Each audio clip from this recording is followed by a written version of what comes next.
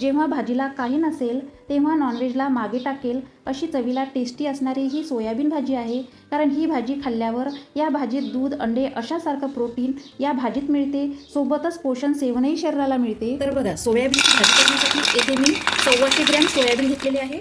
याला सोया चंकही म्हणतात. आता या सोयाबीनला पाण्यात घालून 2 ते 3 मिनिट बॉईल करून घेऊ. बघा, सोयाबीन डबल झाली आहे आणि छान फुललेली आहे. आता ही एका बाउलमध्ये काढून थंड करून घेऊ.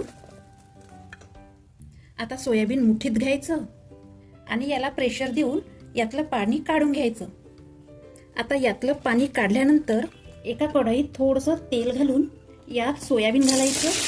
यात लगातार चम्मच फिरून 3 ते 4 मिनिट सोयाबीन रोस्ट करून घ्यायचं. बघा, 3 ते 4 मिनिटात यातला कच्चेपणाही निघाला आहे आणि कलरही चेंज झाला आहे. आता ही सोयाबीन थंड करून घेऊ. आता दुसरी कढई घेऊन यात थोडंसं तेल घालायचं. यात 2 कांद्याचे स्लाइस घालायचे आणि 3 ते 4 खोबऱ्याचे स्लाइस घालून तांबूस रंगापर्यंत परतून घ्यायचं.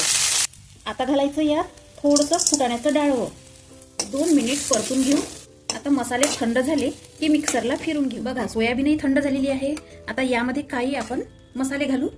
स्वादनुसार मीठ, अर्धा चम्मच हळद, तुमच्या आवडीनुसार लाल तिखट, लसूण अद्रक पेस्ट, 1 चम्मच धनेपूड, 1 चम्मच जिरा पूड आणि अर्धी वाटी फेटलेले दही. याने मस्त टेस्ट वाढते. मिक्स करून घेऊ आणि अर्धा तास रेस्ट करायला ठेवू. म्हणजे यात मस्तपैकी मसाले मुरल्या जाते. आता भाजलेले मसालेही थंड झाले. याचीही पेस्ट करून घेऊ. आता मसाल्याच्याच कढईत 2 चम्मच तेल घालू. 1 तेजपत्ता घालू, 2 लवंग, 5-6 काळे मिरे, अर्धा चम्मच दालचिनी पावडर. दालचिनी पावडरने भाजीची टेस्ट वाढते. अर्धा चम्मच हिंग. मिक्स करून घेऊ. 1 चम्मच कस्तुरी मेथी, 1 चम्मच गरम मसाला. आता घालायची आहे मिक्सरला फिरवलेली कांद्याची पेस्ट. मिक्स करून घेऊ. आता घालायचं यात सोयाबीन. मिक्स करू.